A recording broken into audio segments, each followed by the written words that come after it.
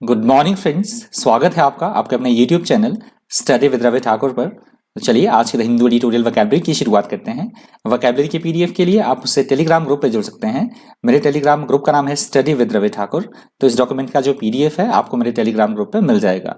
Telegram group का link मैं इसी वीडियो के डिस्क्रिप्शन बॉक्स में भी डाल दूंगा, तो आप इसी वीडियो के डिस्क्रिप्शन बॉक्स में जाकर मेरे टेलीग्राम ग्रुप के लिंक को एक्सेस कर पाएंगे। तो चलिए शुरुआत करते हैं आज की वोकैबुलरी की। आज का जो हिंदू का पहला एडिटोरियल दिया गया है उसका हेडिंग है tolerance deficit on tool kit conspiracy. Tool kit conspiracy case. तो ये टूल किट कॉन्स्पिरेसी क्या है? अभी 2 तारीख को 2 फैब को जो स्वीडिश की एक जलवायु हम बोल सकते हैं उनको क्लाइमेट चेंज से जुड़ी हुई हैं कार्यकर्ता। उनका नाम है, जो क्लाइमेट चेंज के बारे में लोगों को जागरूक करती हैं, और उनका नाम है ग्रेटा थैनबर्ग। तो वे स्वीडिश से हैं, स्वीडन से हैं वो। तो उन्होंने एक ट्वीट किया था 2 तारीख को, किसान आंदोलन जो हमारे भारत में हो रहा है उसके समर्थन में किया था एक ट्वीट। तो उस ट्वीट में इस टूल किट का जिक्र किया गया था। अभी टूल किट क्या होती है? टूल किट एक ऐसा डॉक्यूमेंट होता है, ऐसा गूगल डॉक्यूमेंट होता है जिसमें किसी भी प्रकार की समस्या का समाधान सुझाया गया होता है। जैसे भी किसान आंदोलन चल रहा है भारत में, तो उन्होंने इसके बारे में बताया था कि किसान आंदोलन कैसे समाप्त हो सकता है, सरकार को क्या कुछ चीज़ें करनी चाहिए। तो ये सारी चीज़ें उन्होंने सुझाई थी और ये ट्वीट किया था उन्होंने। तो उस डॉक्यूमेंट को, उस गूगल डॉक्यूमेंट को बोला गया है टूल किट। तो उसके बाद वो ट्विटर ने वो जो ट्वीट किया था उन्होंने वो डिलीट भी कर दिया था। तो उसके बाद आरोप लगे हैं हमारे यहाँ। ये कॉन्स्पिरेसी क्या है? अभी बेंगलुरु की वो भी क्लाइमेट एनवायरनमेंट से जुड़ी हुई हैं। उनका नाम है दिशा रवि और 22 वर्षीय हैं वो, बेंगलुरु की रहने वाली है। उन्हें शनिवार को भी गिरफ्तार कर दिया गया है। उन पे आरोप लगा है, शनिवार को उन्हें गिरफ्तार कर दिया गया था दिल्ली पुलिस के द्वारा, और उन पे आरोप लगा है कि उन्होंने जो ग्रेटा थैनबर्ग जो स्वीडन की रहने वाली है, उन्होंने जो ट्वीट किया था उसमें एडिट करके, किसान के समर्थन में जो उन्होंने ट्वीट किया था उसको एडिट करके उन्होंने सोशल मीडिया पे शेयर किया। तो दिशा रवि पे ये आरोप लगे हैं, जिसके कारण कि उन्हें गिरफ्तार कर लिया गया। तो काफ़ी सारे न्यूज़ चैनल ने और काफ़ी सारे सोशल मीडिया के इस घटना को चलते उन्हें 24 घंटे के अंदर अंदर ही कोर्ट में पेश करना होता है। तो पहले नहीं किया गया, फिर काफ़ी सारे नेताओं ने भी विरोध किया, तो उसके बाद उन्हें कोर्ट में पेश किया गया। तो उसके बाद उन्हें रिमांड पे भेज दिया गया, जो कि काफ़ी गलत बात है। आज़ादी होनी चाहिए इस तरह की। काफ़ी मतलब जो गवर्नमेंट है वो काफ़ी डोमिनेटिंग सा वो अपना रही है। इस तरह की चीज़ें हो रही हैं। तो ये पहला एडिटोरियल दिया गया, आप ज़रूर करके पढ़िएगा, इम्पॉर्टेंट है। अभिव्यक्ति की आज़ादी होनी चाहिए वैसे। तो चलिए शुरुआत करते हैं। जो दूसरा एडिटोरियल है, दूसरा एडिटोरियल दिया गया है हमारा तमिलनाडु में फायर क्रैकर्स की जो फैक्ट्रीज हैं उसमें जो मजदूर काम करते हैं उनकी सुरक्षा के बारे में दिया गया है दूसरा एडिटोरियल। तो चलिए शुरुआत करते हैं। एडिटोरियल जरूर करके आप पढ़िएगा। तो पहला आज का वर्ड है कॉन्स्पिरेसी। कॉन्स्पिरेसी यहाँ पे नाउन की तरह यूज हुआ है। कॉन्स्पिरेसी का मतलब होता है किसी तरह की कोई साजिश होना, किसी तरह का कोई षड्यंत्र रचना, उसको बोला जाता है conspiracy. Conspiracy is secret planning by a group of people to do something illegal, that is called conspiracy. Next word है परवर्स। परवर्स यहाँ पे एडजेक्टिव की तरह यूज हुआ है। परवर्स का मतलब होता है किसी भी चीज का उल्टा असर होना, प्रतिकूल प्रभाव होना, उसे बोला जाता है परवर्स। Someone who is perverse deliberately does things that are unreasonable or that result in harm for themselves. That is called perverse. Next word है regime.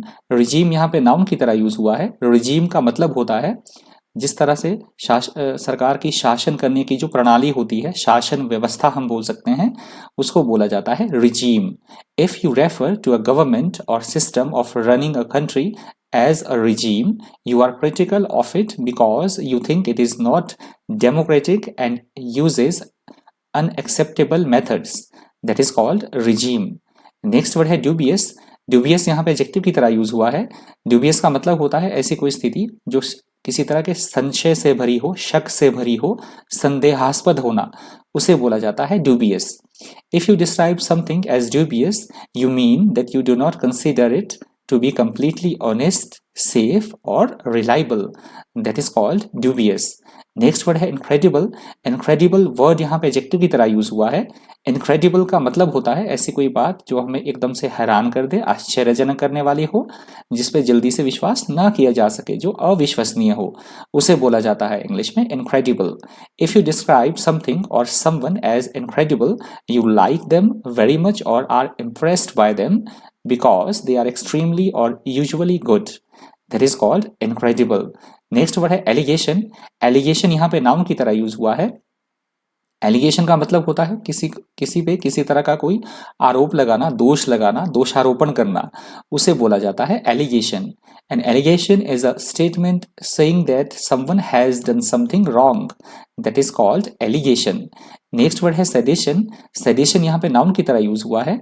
सेडिशन का मतलब होता है किसी तरह का कोई विद्रोह करना, दंगा करना, राजद्रोह करना, उसे बोला जाता है सेडिशन। जैसे अभी दिशा रवि पे आरोप लगाया गया है कि उन्होंने इस तरह का काम किया है, उसे बोला जाएगा sedition. Sedition is speech, writing और behaviour intended to encourage people to fight against or oppose the government, that is called sedition. Next word है इंसाइटमेंट। इंसाइटमेंट यहाँ पे नाउन की तरह यूज हुआ है। इंसाइटमेंट का मतलब होता है किसी को किसी चीज के लिए उकसाना, भड़काना, उत्तेजित करना, उसे बोला जाता है incitement. If someone is accused of incitement to violent or illegal behavior, they are accused of encouraging people to behave in that way. That is called incitement. Next word है riots. Riots यहाँ पे noun की तरह use हुआ है। Riots का मतलब होता है किसी तरह का दंगा, कोलाहल या फिर भीड़ का बेकाबू हो जाना, दंगे फसाद, कोलाहल या दंगा करना, उसे बोला जाता है riots. If people riot, they behave violently in a public place, that is called riots. Next word है opprobrium. opprobrium यहाँ पे नाउन की तरह यूज हुआ है। opprobrium का मतलब होता है किसी का अपमान करना, तिरस्कार करना या फिर हम बोल सकते हैं कलंक होना, उसे बोला जाएगा इंग्लिश में opprobrium. Opprobrium is open criticism or disapproval of something that someone has done, that is called opprobrium. Next word है कॉन्वर्जेंस। कॉन्वर्जेंस यहाँ पे नाउन की तरह यूज हुआ है। कॉन्वर्जेंस का मतलब होता है एक विभिन्न चीजों को, विभिन्न आइडियाज हैं, कोई विचार है अलग अलग तरह के, उनको इकट्ठा करना, एक सूत्र में पिरोना, उसे बोला जाता है convergence. The convergence of different ideas, groups और societies is the process by which they stop being different and become more similar, that is called convergence. Next word है सरफेट। सरफेट यहाँ पे नाउन की तरह यूज हुआ है। सरफेट का मतलब होता है किसी भी चीज का बहुत अधिक मात्रा में होना, आवश्यकता से अधिक होना, उसे बोला जाता है surfeit. A surfeit of something is an amount which is too large, that is called surfeit. Next word है रिप्रेशन। रिप्रेशन यहाँ पे नाउन की तरह यूज हुआ है। रिप्रेशन का मतलब होता है किसी तरह से किसी को दबाना, कुचलना, किसी के ऊपर दबाव डालना, दमनकारी होना, डोमिनेटिंग होना, उसे बोला जाता है repression. Repression is the use of force to restrict and control a society or other group of people, that is called repression. और यहां से दूसरा ट्यूटोरियल शुरू है, देखिए, death trap on labour reforms. तो पहला वर्ड है प्लाइट। प्लाइट यहाँ पे नाउन की तरह यूज हुआ है। प्लाइट का मतलब होता है कोई भी चीज बहुत बुरी अवस्था में होना, खराब स्थिति में होना, दुर्दशा में होना, उसको बोला जाता है plight. If you refer to someone's plight, you mean that they are in a difficult or distressing situation that is full of problems. That is called plight. Next word है perish.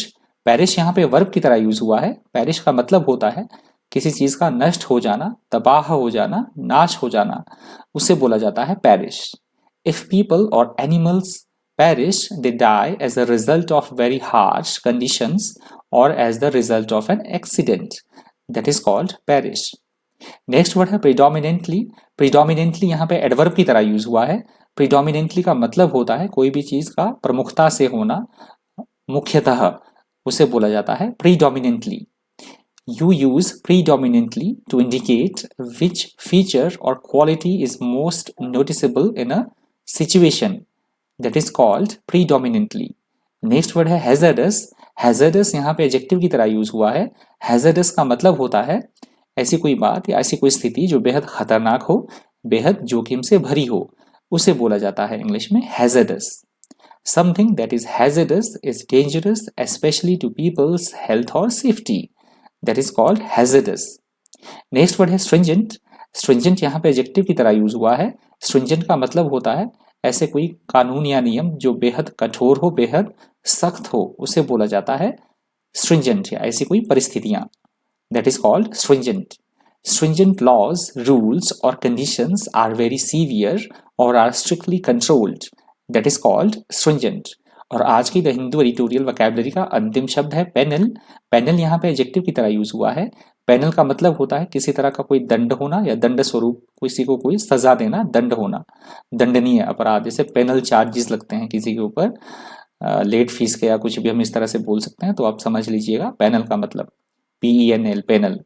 Panel means relating to the punishment of criminals, या जो अपराधियों को सजा दी जाती है उसको भी बोला जाएगा penal, that is called panel.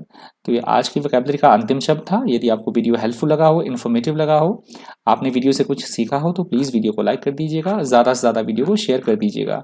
अगर आप मेरे चैनल पर पहली बार विजिट कर रहे हैं तो चैनल को सब्सक्राइब करना, और साथ में आपको वीडियो की नोटिफिकेशन टाइम टू टाइम मिलती रहे तो इसके लिए बेल आइकन प्रेस करना बिल्कुल भी मत भूलिएगा। तो आज की द हिंदू एडिटोरियल वोकैबुलरी में इतना ही।